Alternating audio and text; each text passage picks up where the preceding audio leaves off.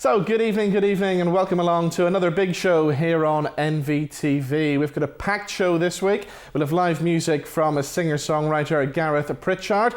We'll be talking hats with top fashion designer Grainne Maher. We'll be talking to the star of Ireland's Got Talent, Hayley Norton, aka Storm, will be here in the studio. And we'll be finding out all about this year's Belfast Film Festival. So we're going to start the big show this week by talking about the Miami Showband, and a new documentary has just been released worldwide on Netflix called Remastered: The Miami Showband Massacre. Des Lee from the Miami is joining me in the studio, but first we'll take a little clip from the documentary. The intention clearly was the bomb would kill all of them. Questions were being raised. And quite clearly it was an inside job. They had to find out how far up this went. They murdered my friends. They left me for dead. They tried to frame me and my entire family as terrorists. The report went up the chain of command, and then, poof, nothing happened. It's been over 40 years, but we're finally getting closer to the truth. So that's from Remastered: The Miami Showband Massacre, which has been shown worldwide on Netflix at the moment. And Des Lee joins me in the studio. Des, how are you, sir? Good afternoon. Thank you. I'm well, Robin. Thank you. Good. So, Des, the reaction to the documentary has been absolutely unbelievable. We knew it was a story that had to be told and a story that had to get out there, but the response worldwide has been amazing, hasn't it? Yes, I'm getting emails and texts from all over the world. I'm getting emails and texts from places like Australia, America, Canada. It's phenomenal, the response we're getting. Phenomenal. So the documentary, it deals with the tragedy, obviously, and the aftermath of the tragedy. But as we all know, the Miami Showband were one of the biggest musical acts of the 60s and 70s. And from my own personal feeling, I thought the documentary should have dealt a lot more with the music. How did the Miami start? Tell us about how you got to know Fran O'Toole, you wrote the hits and stuff like that. What's your feelings on that? I thought the movie was quite good at times, but there were points that I disagreed with, and there were points which I believe should have been in the movie that were very, very important points. As you said, my songwriting partnership with Fran, which was a massive part of the Miami, and I felt that they didn't deal enough with that. They didn't deal enough with the families. There should have been interviews with Fran's children. How are they today? They're living in Canada. How is his wife getting on? How are the families getting on? There should have been interviews with Fran's parents, for example, going back all those years ago. There's just a lot of things in the movie that I feel were not covered. So I'm going to take you back to the events of 1975. Still to this day, Des, it's something you have to live with on a daily basis, isn't it? Oh yes, it's, look, Robin, I wake up with it every morning. I've got photographs of the lads in my lounge, in my bedroom. So I live with it 365 days of the year, 24 hours a day. You know, it's something that I have to live with. Very painful at times, especially when we come close to the anniversary and things like that. Fran's birthday, Brian, Tony's birthdays, all those sorts of things, it all brings it back to me. So it's very, very painful. Now, about 10 or 12 years ago, we made a film called Clap Your Hands, Stomp Your Feet, which was your story again. And we're going to watch a clip now where we take you back to the site of the tragedy at Buskill. Have a look at this.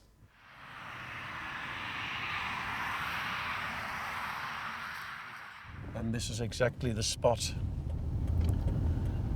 Yep.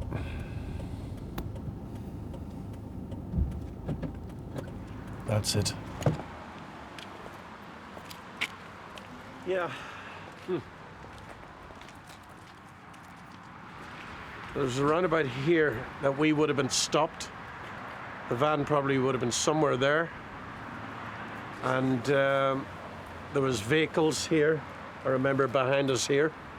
And that was the field there that I was blown into. And the ditch along here. And basically what happened at the time with the impact of the actual, the bomb exploding, it actually set the ditch on fire. And what happened, the ditch was on fire, but as the ditch was on fire, it was coming towards me, and I made a run up here onto this main road. And when I got up here, there was vehicles got up and down the road on both sides. Vehicles stopped, and then there was a truck that came along with a large articulated truck. It had a big section on the back of it, and I asked the guy, would he give me a lift down to Newry police station, and he refused to take me. I even said to him, I'll get on the back where the trailer section is, and I'll sit there, and he said no, he wouldn't take me. So he obviously probably thought maybe that I was part of the whole whatever had happened. And then a young couple came along in their car, and they actually took me down to Newry police station to actually report the incident, which I did. And I left, when I left this particular scene, it was a scene of absolute carnage and devastation. So Des, that scene we just saw there was the first time you had been back to that horrendous site of the massacre at Buskill. How did you feel that day when we brought you back there? Very painful to relive that, to realise that's the spot where the lads were massacred.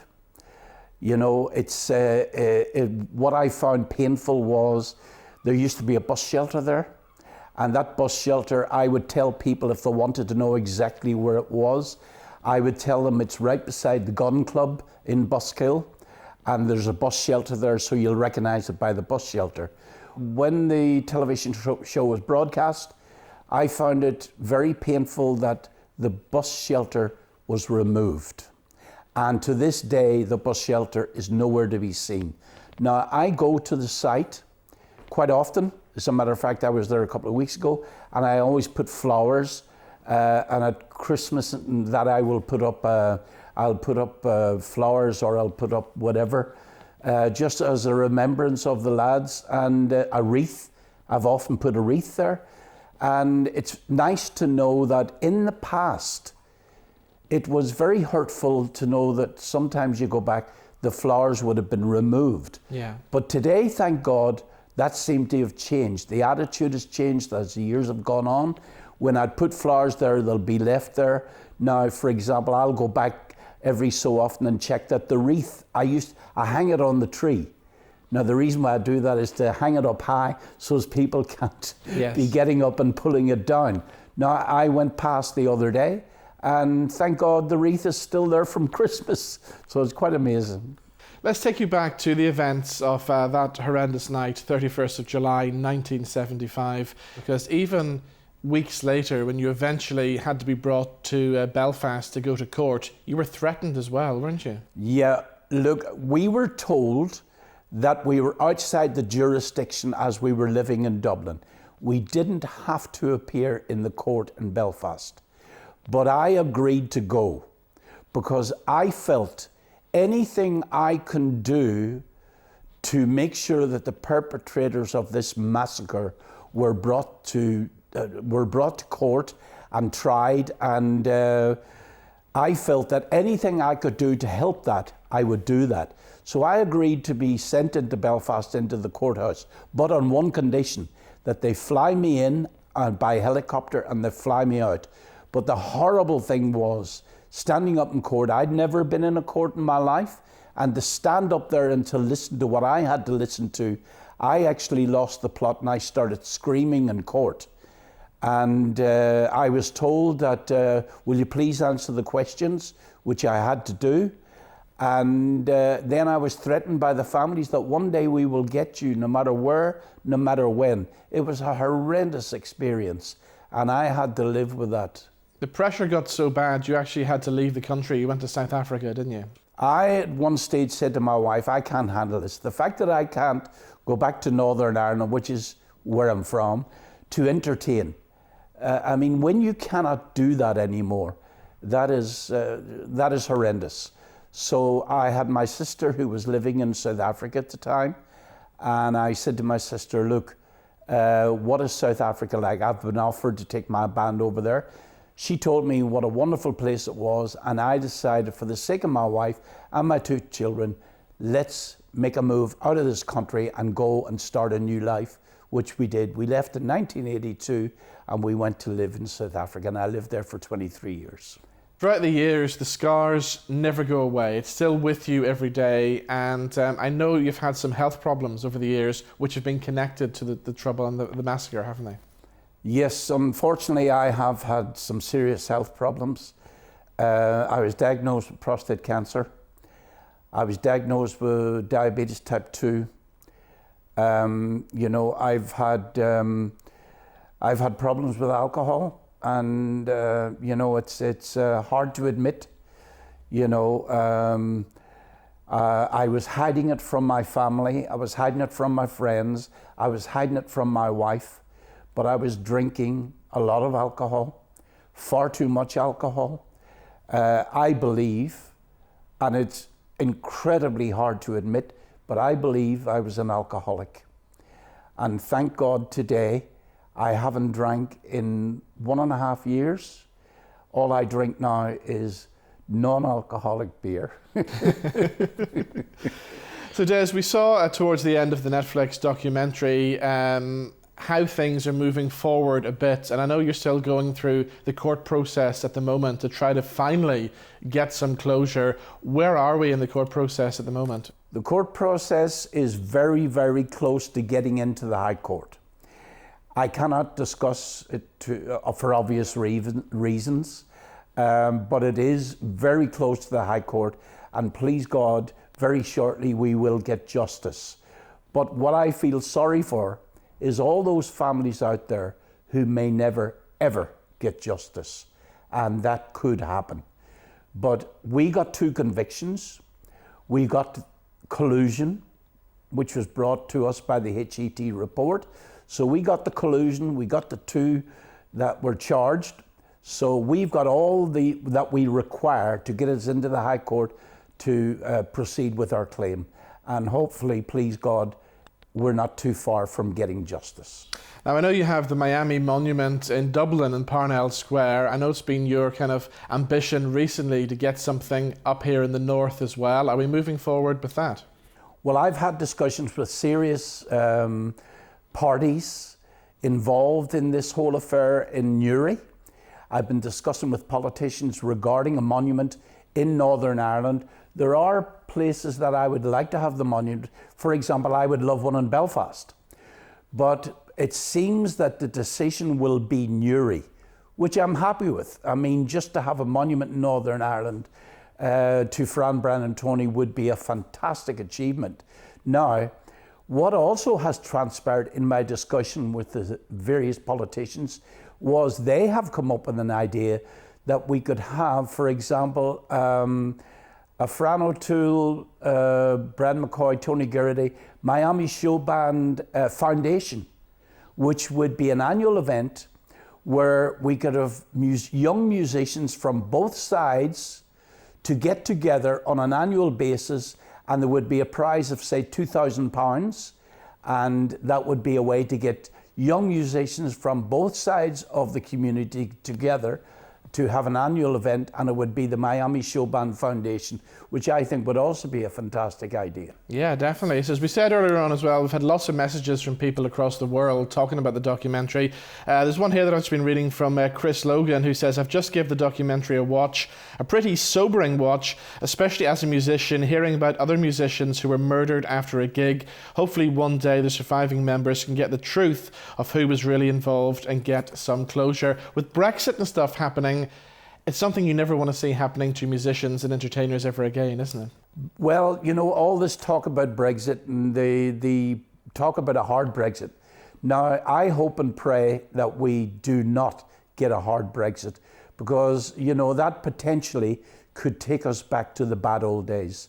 No one wants to go back to the bad old days.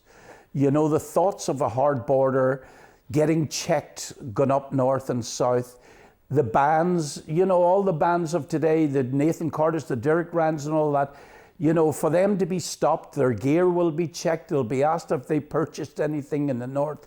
Are they taking contraband over the border? All those sorts of things. To think that we could go back to that is absolutely ridiculous. Got a message here as well from Gregory Chambers, who says, I was at the Miami's last performance in the Castle Ballroom in Banbridge and remember the night so well. The people were packed in like sardines in a tin, but it was a great evening.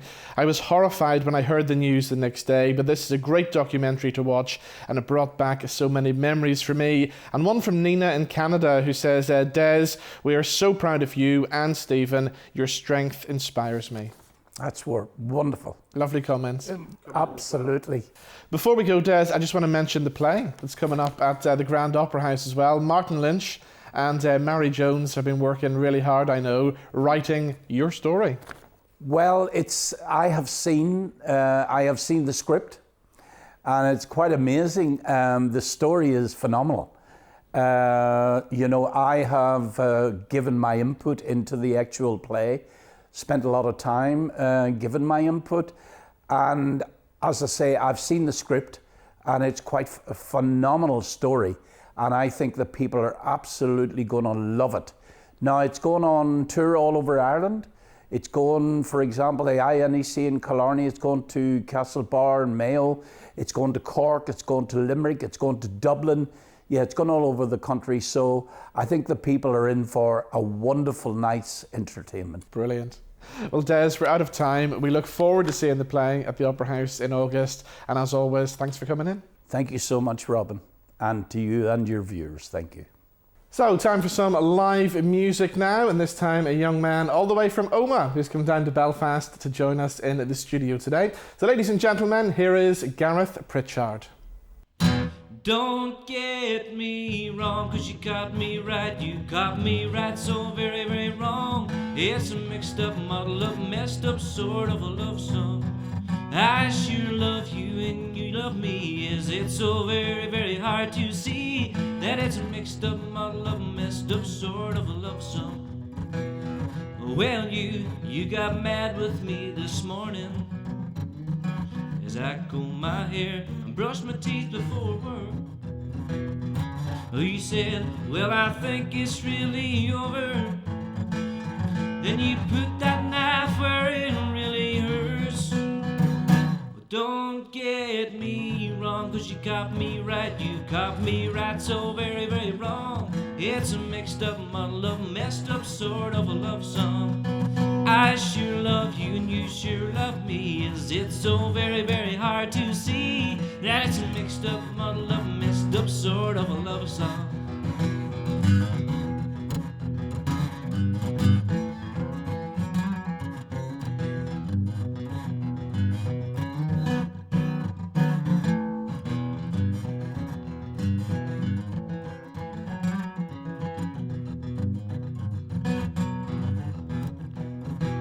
Do you think we could maybe talk things over as the tears keep streaming down your sweet face? Well, I know that I sometimes tend to wonder, but maybe, dear, it's always been just you. Don't get me wrong, 'cause you got me right, you got me right so very, very wrong. It's a mixed up, muddled up, messed up sort of a love song.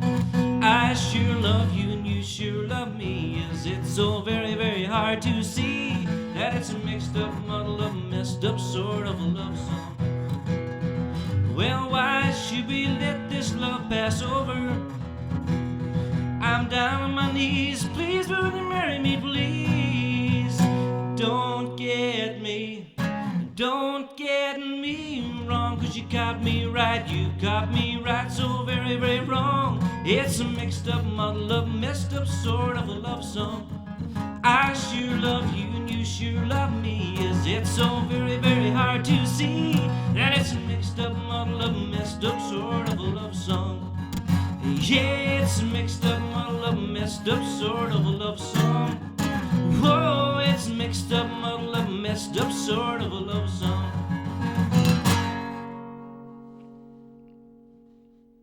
So that's a song called Don't Get Me Wrong from Gareth Pritchard, who joins me now in the studio. Gareth, how are you? How you doing, Rob? I'm pleased to be here. All good to have you here. So tell us the story behind that song then. What was the inspiration for it? The inspiration was I woke up one morning with a dream, The chorus was in my head, and it didn't make sense to me, but it was such a good chorus. So I jotted it down, and then the next thing I says, what would I write that about? So then initially I had Robert Mazel's voice. I could hear this big American voice. Don't get, and the next thing I just thought it'd be great for him. So I just wrote the song out. I just made up a story. I always liked English in school, so I just made up a story, changed a few things, brought it up to the guy who produced it for me, Terry McGinty, Ballybuffet, and I says, Terry, I'm not sure about this at all. I said, what do you think, will we do it? And he says, oh man, he says, that's a great song, you should definitely do it. So we recorded it, put it down, and thankfully it was a huge success it was actually one of my first ones that I had written that was recorded, if you know what I mean. Yes, I have loads of written stuff, but it's my first recorded, so it was very nerve-wracking hearing it and not being sure what to expect, and as soon as I put it out, people just loved it because I suppose it's hooky and it's catchy, you know, and there's no massive story to it. It's a simple story, but sometimes simple works. And did you send it to Robert?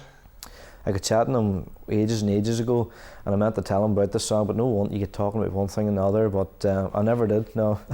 But I've said it in a few radio interviews, so he might possibly have heard it somewhere along the way. Brilliant. So tell us about you. I mean, you've been involved in the music industry for a long time now. I think you picked up the guitar at the age of 7, didn't you? But 7 years of age. My biggest influence then would have been Gareth Brooks at that time. He was just massive. I just sang every one of his songs, and anytime my father was a musician, and anytime he gigged, he got me up to, I always would have sang The River by Gareth Brooks. Yeah. So then on through that there, I had my own bands. I played in school traditional groups. I played in the choirs. I sang in the choirs. And then moved on. I'd done DJing through my time. And then after that there, I started doing a one-man band. And then I created a 5-piece band, which was called Kicking the Dust. And I just kept the one-man thing going. Always had an inspiration for music, and I always didn't want to be on my own all the time, so I wanted to venture out into the bigger thing. And I love Vince Gill and Brad Paisley, and I just love what they do. I love the whole big thing.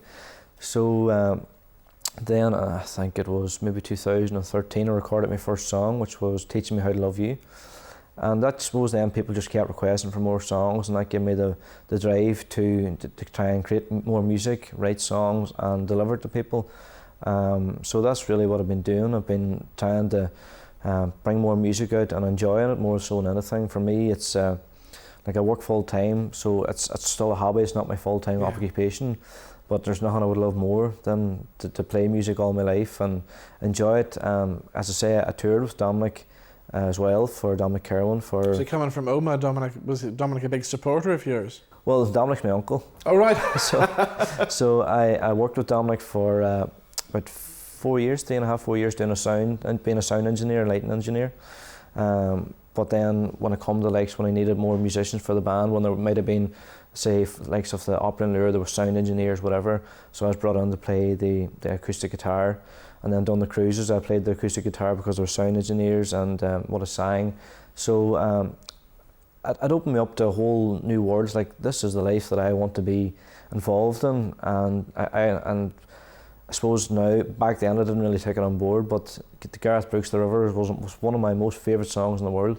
And I ended up working with Victoria Shaw through Dominic, who wrote The River. Right. And she wrote I Love the Way You Love Me by Boyzone. I worked with Joey and Rory Fick. And who else have I worked with? Obviously we worked with Rolly Daniels, Colin Ray, toured with Colin Ray. Billy Yates, he wrote huge hits for George Jones, Choices, he wrote I Don't Need No Rocking Chair. So I worked with all these people, and you know, to be honest, I don't get very starstruck. I'd be very privileged to meet them, you know, but I let them have their space, and I don't be trying to intimidate them. But then I headed out to Nashville about 2 years ago, just on a trip. And I went to see Vince Gill and the Time Jumpers down on 9th or 5th Avenue or something like that there.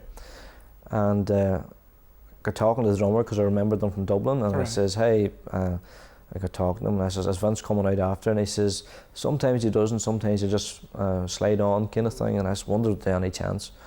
And I had no phone or nothing with me. He says, come on backstage with me. Wow. So there was me, like Vince now would be my all-time favourite now as such, you know.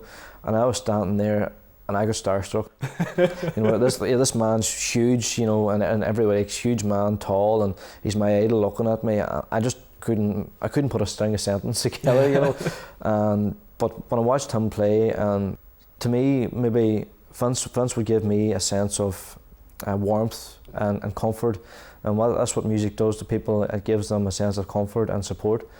So that's all I ever want to do through my music, is that if it helps somebody else, then I've done my job, you know. Because the great thing about the UK now, across in England, they're really embracing country music now, and they're really loving the Irish stuff as well. Yeah. So at last we've kind of cracked this market, haven't we? Yeah, what I find when I tour the UK, they love the country music, but they love the American country music too. They'll come up to me and I'll be kind of like, oh, because I do know a lot of American country stuff. I'm like, God, I didn't think you'd know this here. And next thing you play, say the Chattahoochee example by Alan Jackson. Next thing they've created a line dance that I wouldn't have seen here because we have our own dancing. And you're like, this is great, you know. So they really, but whenever you turn up to your gig and they see, to you, you're like God, because you've come to play for them. Yes, and you know, and at the end of the day, I'm the same person as them. I'm just there just to deliver music and enjoy it, but they really do embrace it, and they treat you like a celebrity. Yeah. You know, so I can't ask for any more than that. Brilliant. Right, you're going to do one more before you go. What are you going to perform this time? I think I'll do the latest one. It was one I wrote as I'm a joiner, Betrayed. Right. So I wrote it about working in the Irish weather, because most mornings wake up, it's dark, it's lashing out of the heavens, and you have to get out of a van and you're back store and you're just like, I couldn't be bothered doing this no more, you know. But then once you see the salary coming in and the wage is that's not so bad now, we're tidy this weekend, you know. So this one's called Working in the Irish Weather. We look forward to this, Gareth. Thank you for coming in. Thank you very much, Rob, for having me. It's been a pleasure. So here we go with Working in the Irish Weather, ladies and gentlemen. One more time, here's Gareth Pritchard.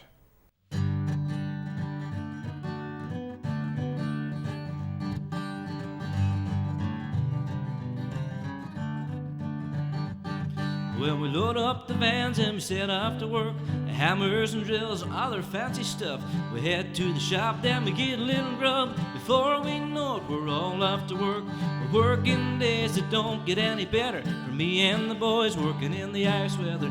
Paycheck comes now, the week is looking better. For me and the boys working in the Irish weather. Roofing, spoofing, trying to put the shift in. My back's getting tired from heavy lifting. We're shoveling concrete, digging in a hole. Sometimes you'd be better on the rock and roll. Working days that don't get any better. For me and the boys working in the Irish weather. The paycheck comes now, the week is looking better. For me and the boys working in the Irish weather.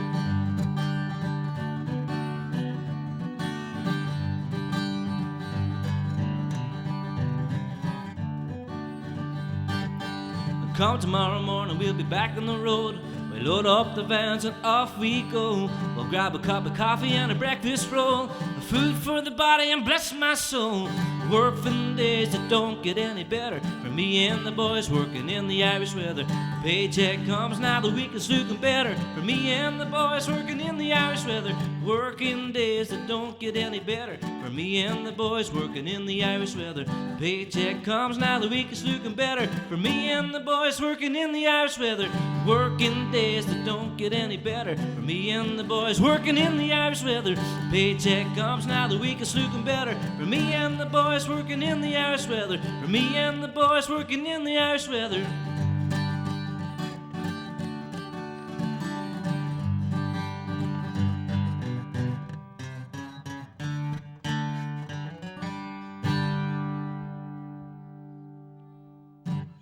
Right, Grainne Maher is a name that everybody in the Northern Ireland fashion industry knows. She's been working hard for the past over 10 years as a milliner, but she's got a new exhibition coming to the Island Arts Centre in Lisburn, which I believe opens on the 10th of April. Let's find out more as Grainne joins us in the studio. How are you? I'm great, Robin. Thanks for having me. That's all right. So we'll start by talking about the exhibition that you have coming up. It's 3 local designers, and I believe it's all inspired by linen in some way, isn't it?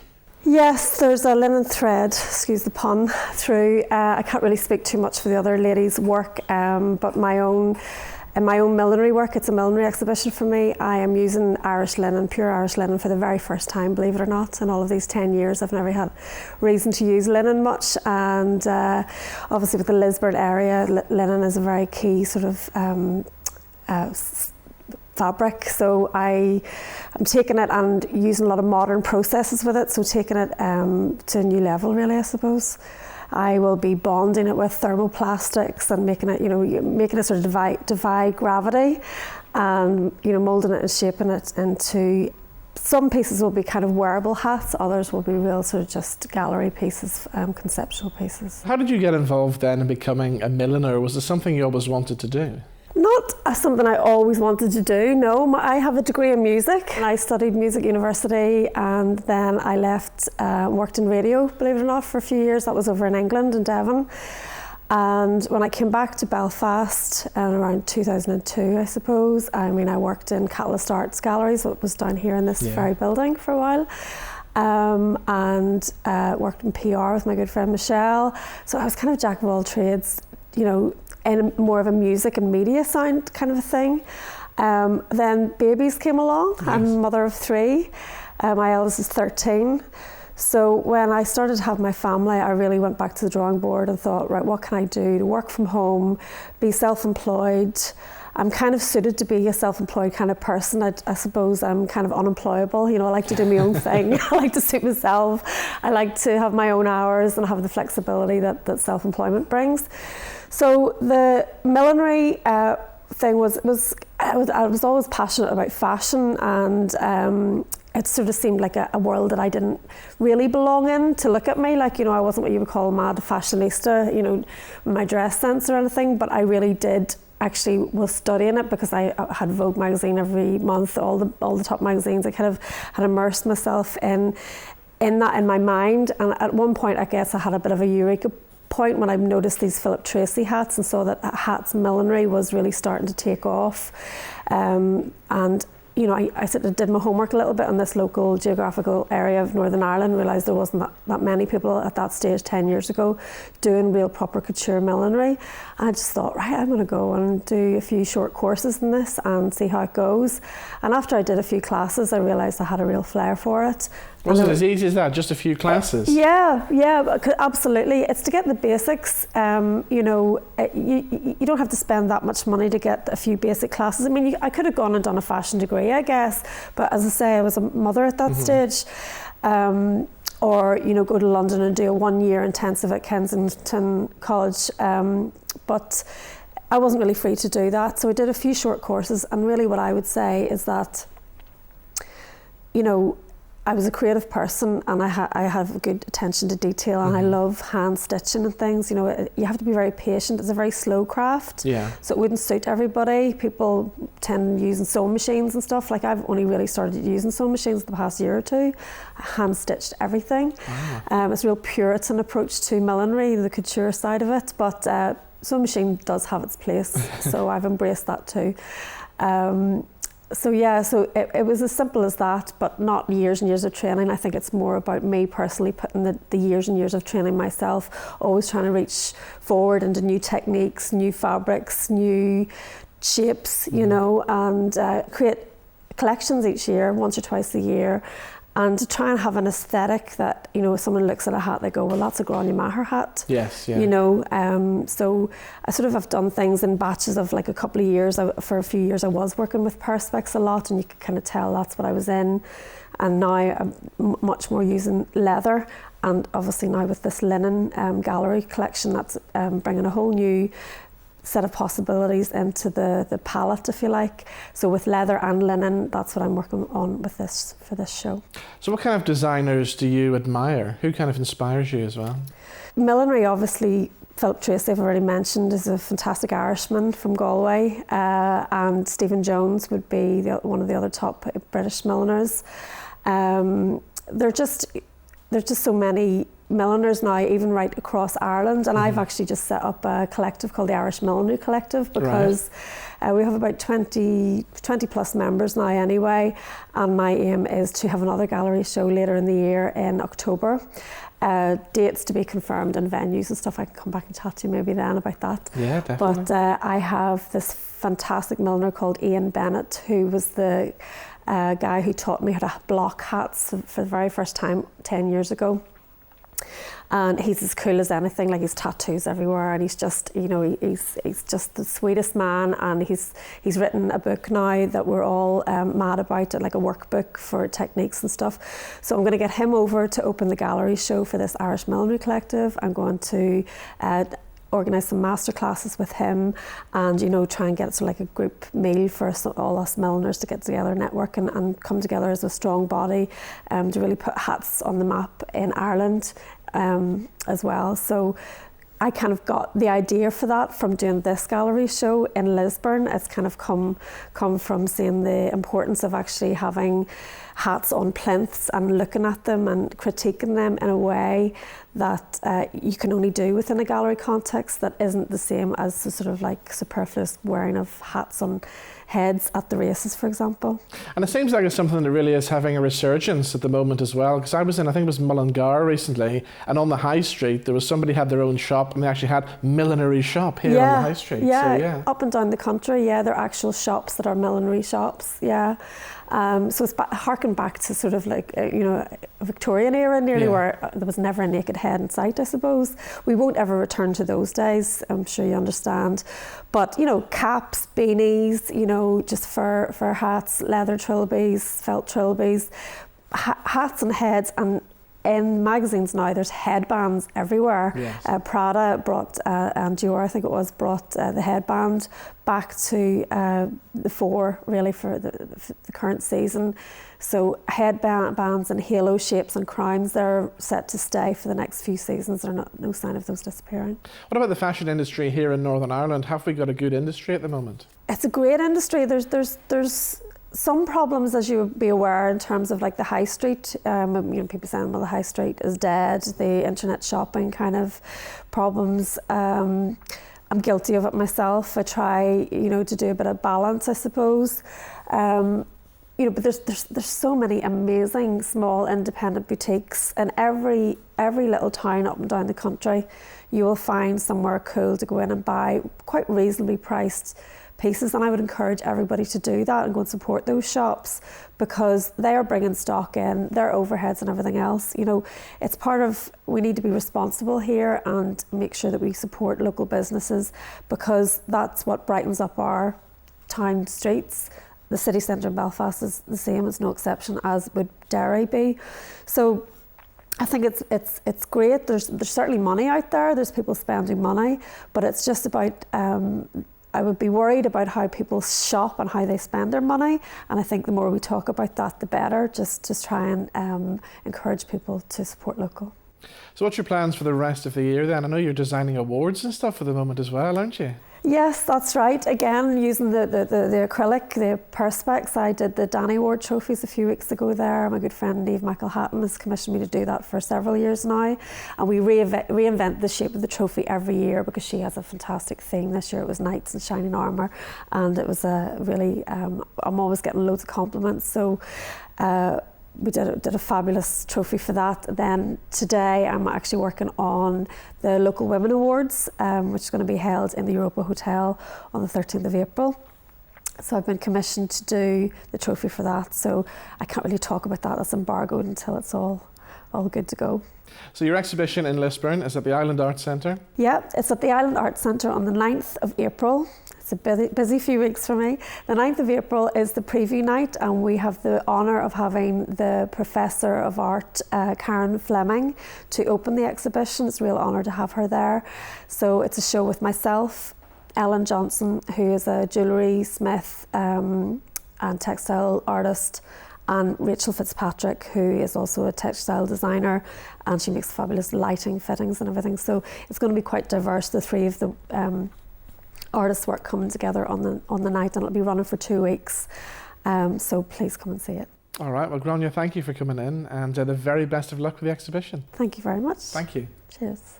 The Belfast Film Festival is back, and this year it opens on the 11th of April. We're going to find out about some of the highlights of this year's festival as Stephen Hackett and Stuart Sloan join me in the studio. Guys, welcome. Hey. Stephen, a massive programme this year. I think there's 120 different events, isn't there?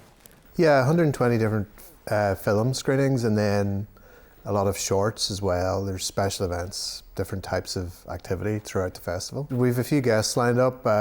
Robert Carlyle's receiving Outstanding Contribution to Cinema Award from the festival, so he's coming over for a Q&A on his career, presenting one of the films which he thinks is a kind of overlooked film called Summer, so he'll be introducing that as well. Our biggest guest is actually, some people may not have heard of him, but his name's Amir Khan. He's one of the biggest names in Indian cinema, so he's a big coup to get as a guest as well. And you've got Lenny Abramson as well, who's a pretty interesting guy too, isn't he? Yeah, I mean, I think probably one of the best Irish filmmakers working now. So again, we're doing a Q&A on his work. People may know his films such as Room and Garage and Frank. So he's done a lot of Hollywood films. He's done a lot of films in Ireland. So his career's on the up and up. Brilliant. Stuart, we'll come to you now. What things are you looking forward to in this year's festival? Well, I guess I would be looking forward to the documentaries most, since those are the ones I worked on. But obviously we're showing slightly less documentaries this year because we've got our documentary festival coming up in June. But we're still a handful of documentaries. One about the opera star Maria Callas, and one about the great sci-fi novelist Ursula Le Guin. I'm also really excited about some of the more kind of the older films we're showing. We're showing The Matrix and Crouching Tiger, Hidden Dragon at SARC with this incredible sound laboratory there. So to be watching films in a way you've never really experienced before, with kind of more than 7.1 sound coming up through the floor. We're also showing a bunch of classic films. Johnny Guitar really stands out for me, which is kind of an old Western.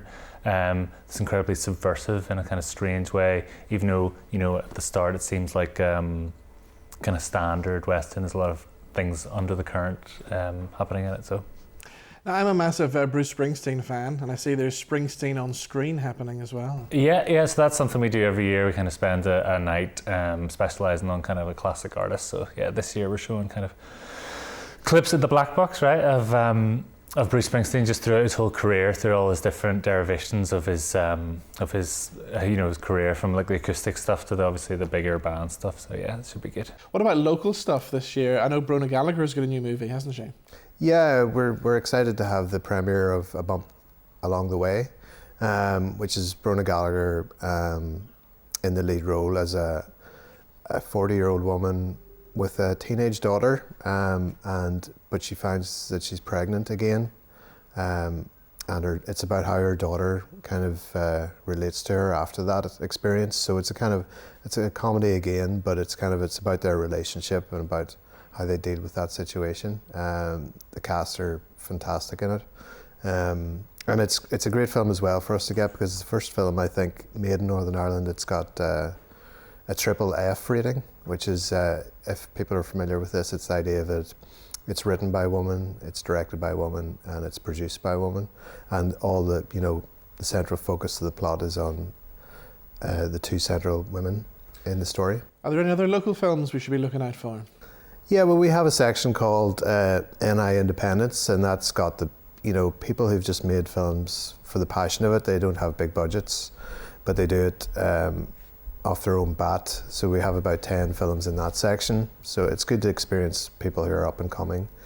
We have the short film competition, which you get to see young talent develop their work through that format. So that's just some of the local films. There's one from the south of Ireland as well, isn't there? Yeah, Dark Lies the Island.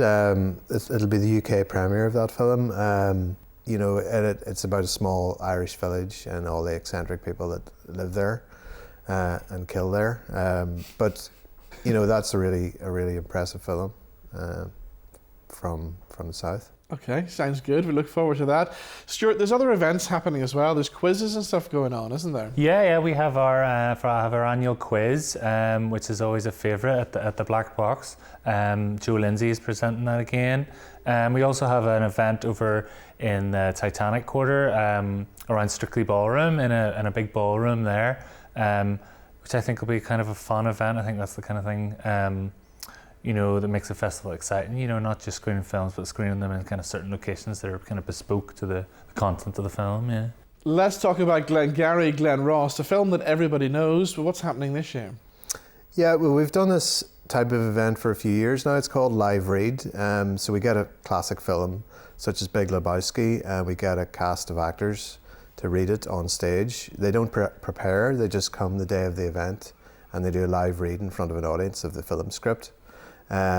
So it's worked really well over the last few years. This year we're doing Glengarry Glen Ross, David Mamet's screenplay, and as people may know, it's an all-male cast in the film, but we've flipped it around. It's going to be an all-female cast playing the characters in the live read, so that should be an interesting experiment. So we mentioned some of the classic movies there as well. There are some others, aren't there? I think you've got Butch Cassidy and the Sundance Kid, haven't you? Yeah, we have 5 or 6 classics, and the thing we're doing with them is it's OAP, get in free. Right. So if you're over 65, it's a free ticket. They're all daytime screenings in the movie house in the QFT. So I think it's good to reach out to those audiences as well for sort of matinee screenings. So Stephen, tell us about the Altered States then. Yeah, this is a section that focuses on sci-fi, fantasy, horror. So it kind of has a different audience from the other sections in our program, but it's maybe a younger demographic go to them. But it's a mixture of classic horror and new titles. So, if that's your kind of bag, that's where to look in the program. What about world cinema? What have we got? A film, for example, like Lauro, which is a sort of biopic based on Silvio Berlusconi, and it's an interesting sort of biopic of his checkered career and the things he gets up to. You need a strong stomach to watch some of it, but it's a very good film. The director is Paulo Sorrento, who's had many films at our festival before, and he made The Young Pope, so there's always kind of like a kind of slightly magic realism to the films, but they're always like quite burning satires about their subjects. Very good. So if people want more information about the films we've just heard about, or want to find out more, or indeed want to book their tickets, how do they do that? Yeah, best way is probably to go online, www.belfastfilmfestival.org, or just phone the office. Tickets are also available at the Welcome Centre as well. Brilliant. Well, Stephen and Stuart, thank you for joining us, and have a great festival. Thanks. You. Thank you. So it's time now for our What's On guide, where we take a look at what's happening throughout Belfast and beyond over the next week or so. Now, the 5th of April will see the 25th anniversary of Nirvana lead singer Kurt Cobain's death, and Ireland's premier Nirvana tribute band Negative Creeps will be celebrating the music that defined a generation and still has huge influence today at the Empire. And this show will include material from across all of the band's albums, and this is a must-see for any Nirvana fan. Following their sellout show last year, Northern Ireland's only 1950s and 60s rock and roll band, the Soda Pops, returned to the Marketplace Theatre in Armagh on Saturday the 6th of April. So take a nostalgic trip back to the dancehall days and enjoy a show featuring the songs of Johnny Cash, Elvis, Jerry Lee Lewis, Connie Francis and much more. Apollo Arts present Chicago, the high school edition, at the Crescent Arts Centre, Belfast, from the 5th to the 7th of April, and set in the legendary city's Cook County Jail during the roaring Jazz Hot 20s, we meet Roxy Hart and Velma Kelly, who are both locked up for murder. And of course, Chicago features all the hit songs, including All That Jazz, Mr. Cellophane, When You're Good to Mama, and the Cell Block Tango. The movie Ghost, starring Patrick Swayze, Demi Moore and Whoopi Goldberg, was the highest grossing movie of 1990. and now it's been adapted for the stage, and Ghost the Musical comes to Belfast's Grand Opera House from the 9th until the 13th of April, and features the Righteous Brothers song Unchained Melody, as well as many more great songs co-written by the Eurythmics' Dave Stewart. We move on to the Mac, and one club, one night, one world-famous play told the Belfast way. We're talking about John Godber's darkly funny play Bouncers. It's all about the characters and shenanigans of an 80s disco as seen through the eyes of the club's doormen. And starring Kieran Nolan, Conor Grimes, Marty Maguire and Chris Robinson, you can catch Bouncers at the Mac until the 20th of April. Now, we all have a superhero inside us, and it just takes a bit of magic to bring it out. In Billy Baston's case, by shouting out one word, Shazam, and this streetwise 14-year-old foster kid can turn into the adult superhero Shazam, which opens in cinemas everywhere this coming weekend. Billy Baston, I choose you as a champion. Say my name so my powers will become yours. Shazam. Wait, for real? Say it, okay? Say my name. Shazam!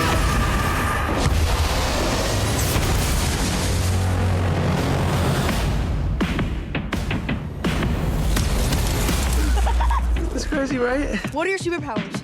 Superpowers, dude? I don't even know how to pee in this thing. This is proof of authenticity. Super strength. Electricity manipulation. Hyperspeed. I'd like to purchase some of your finest beer, please.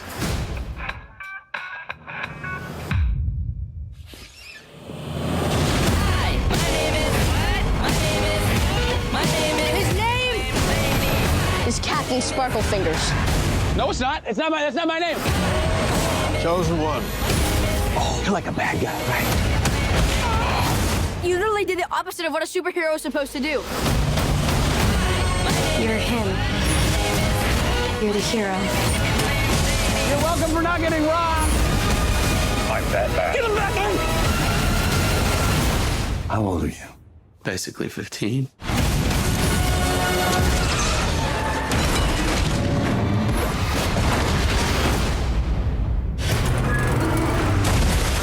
Did you see that? Yeah, you electrocuted a bus and almost killed these people. And then I caught it! You leave tall buildings in a single bound.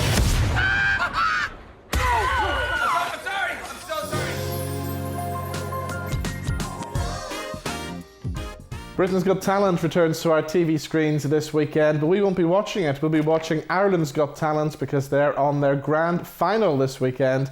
And one of the semi-finalists joins me now in the studio. Hayley Norton is here. Hi, aka Storm. Yes. And you're taking the Dublin by storm at the moment. It's the goal. Yeah. So we've seen you so far on Ireland's Got Talent. Mm-hmm. You're performing Whole Lot of Love for your audition. What a performance. Oh, thank you. And it nearly didn't happen because you lost your voice, didn't you, the day before? Yeah, literally woke up, could not speak, freaking out, and I just went on vocal rest. And then the next morning, the morning of the audition, I did my vocal warm-ups and I couldn't do all the warm-ups, and I was going, this isn't going to work out for me today. And I didn't speak the whole day until I got on stage, and it just flew out of me, and I was like, okay, we got this. And then just went through the rest of it, and I don't even really remember anything that I did. It just happened, and I knew I was so in the moment, and I was just loving everything that was going on. I didn't really pay much attention to everyone around me, but I did at the same time, because you're always consciously aware of an audience. But yeah, it was totally mesmerising to be doing what I was doing. And you got great feedback from the judges, didn't you? I actually can't believe that. Like, I wasn't expecting to get as good comments as it did. And even then, I was hoping for good comments, but I was expecting a bit of critique as well, and I didn't even get that. And that's phenomenal. Like, that's mind-blowing. All the comments that have been coming in on social media and on YouTube have been so positive already. Here's another one that says, Hayley is truly amazing. What a brilliantly original song choice. Go Diva, fasten your seatbelts. We're in for a bumpy ride. There you go. Oh my God. And then there's other people remembering you from the X Factor as well. Oh yeah, that was a fun one. She did that, it wasn't last year, it was 2 years ago, wasn't it? Yep, it's about 2 years ago now. And of course, you'll be remembered because you weren't solo when you did that. You No. did it with your mother. Yeah, so that was us. Remind us of what happened. So, me and my mum did the X Factor as a duo. You know, I was rapping and she was singing, and we were both singing together. And it was, there were some songs we did and they were great, and we never got to showcase them on the show. They were just more fascinated with the idea of putting us there and then putting us into boot camp and then splitting us up, because they thought I was better off on my own, just because what we were doing was a bit strange or a bit weird or whatever. But plus it makes good TV, doesn't it? To split up a mother and daughter on TV. Oh my God, we were left on a cliffhanger, and even I was watching it back going, whoa, this is dramatic, this is intense. If that hadn't have been me, I would have been like, oh, I feel so bad for them. Literally, I would have felt so sorry for them, but that was me, and I felt sorry for me. But then it was more, I want to do this, don't want to leave my mum in the background, but at the same time, she wants me to go forward, so, you know, obviously I'm going to take it, obviously I'm going to do it, and obviously she's going to let me. And here we are, got to the 6-Chart Challenge, and that was as far as I got that year, which is fine by me, because that's as far as I was meant to go. So after that, I could figure myself out and go through everything I have to come back now, 20,000 times stronger, better, you know, everything's just totally new. You have come back as a different person, because I've known you for quite a number of years now. About 10. About 10 years, yeah. And I think some photographs are going to pop up on the screen now of a talent show that you did many years ago. Because you've done many talent shows over the years, haven't you? Yeah. And we have some shots of you doing the City Beat Young Star Search, which was 10 years ago. I can't even get over how I looked or sounded then. I literally sound like a little baby. And that's only when I really started to sing. So, like, I wasn't a gifted singer from the start, like a lot of people. I had to work really hard. I've not had any training, but I've just, you know, threw myself into the deep end of competitions and local bars and stuff, and just tried everything and tried anything. And now I'm much better, and it's good to see an improvement from that. So what age did you start singing at then? I definitely was always singing. Like when I was a kid, like 6, 8, you know. But when I was about 11, 12, it was when Lady Gaga came out. Yeah. She just made something in my brain go. And I was like, that's it. Because I always had some sort of an inkling or a gut instinct that I was going to do that. Because I remember dancing about my room when I was maybe 5 years old in Canada to an Aqua CD wearing a Jerry, like, Ginger Spice Union Jack dress. Yes, yeah. Yeah, so I definitely had some sort of performance in me. So no matter what happens now on Ireland's Got Talent, is this going to be the full-time career now? Is this you out there launching yourself as an artist? This is it. This 100%. Because after the show's done, I'm starting to write stuff now. I'm starting to, you know, think about dedicating to studio time. I'm ready to start making my own music and getting out there and doing something myself, because there's nothing else I can do. There's nothing else I want to do. There's nothing else I need to do. This is it. And of course, you're calling yourself Storm as well. Where did that name come from? I got that nickname from a girlfriend. She gave me that a couple of years ago. Basically, she was just saying to me one time, she was texting me and she was like, you just carry such an aura about you. Like, sometimes you walk into the room and you literally blow me away, because people, their focus draws to you, like their attention's drawn to you. Like a storm's came in and you can feel the vibes. And yes, she just said that. She's like, you're like a storm. And since then, it just always stuck with me. And then I started doing faux drag, and I was doing Shine Bright in Maverick, and I wanted to do faux drag. So I was like, I need a drag name. Couldn't think of anything, so I went, Storm. It's all I can think of. This was like 2 days beforehand. I didn't know what way to introduce myself, so I just thought, I'll try Storm and see how I get on. And like 2 weeks later, Storm was in full throttle, in full drag, loving life in the Maverick. And now 2 years later, she's back. She's actually a fully formed person. I'm not an act. Like, I'm not putting on anything now. There's no drag, there's no falseness in it. It's just me, full of passion, getting it out of me, being a more emphasised version of myself. Brilliant. So thank you for taking the time out, because I know you're busy. You're flying all over the place doing interviews and getting ready. So yeah, I'm going to a wedding after this. Ladies and gentlemen, that's all we have time for this week. A big thank you to all my guests, especially Hayley. We'll see you back here next week. Bye-bye.